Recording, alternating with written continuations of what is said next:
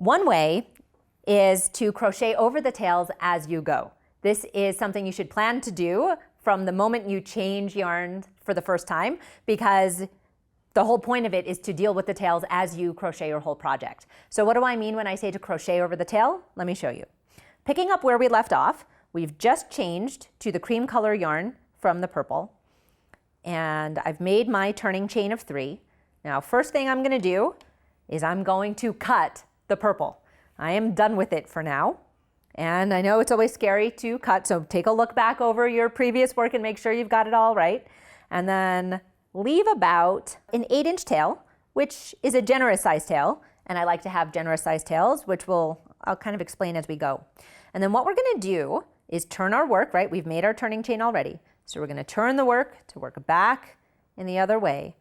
And we're going to hold these yarn tails. There's one in the new color and one in the old color. We're going to hold them on top of the row of crochet, and we're going to crochet over them. And that is going to kind of hide the tails in the stitches we're making. And that is a way of saving yourself the pain of having to weave in all of your tails at the end of a project. So what I usually like to do is grab one strand, hold it to the back of my work and bring it up. Bring the other strand. Now, you can see that sometimes it would be helpful to have like 4 or 5 hands to do things like this. This is fiddly.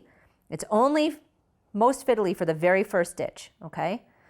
So I'm gonna kind of use my fingers however I can to yarn over, because I'm gonna be making a double crochet. In and around where these tails are, I'm gonna find that first stitch, insert my hook, and I wanna make sure that the tails are over my hook, because that is what's going to enable me to crochet over the tails. Okay, so I'm holding them. You can see here are the 2 tails, and I'm holding them to the top of my work using my fingers, and I'm going to yarn over, pull the yarn through the stitch, complete my first double crochet as I normally do. Okay, so now that we've completed that first double crochet, you can see that the tails are hanging out right at the tops of the stitches where we want them to be. It's not quite so fiddly from here on out. So I'm going to make my second double crochet in that same stitch. Drawing the yarn through the stitch is securing those tails at the top.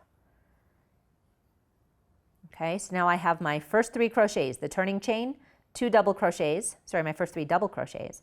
And now I'm just going to continue to work double crochets, my 6 double crochets even for this baby blanket pattern, keeping those tails at the top of my work.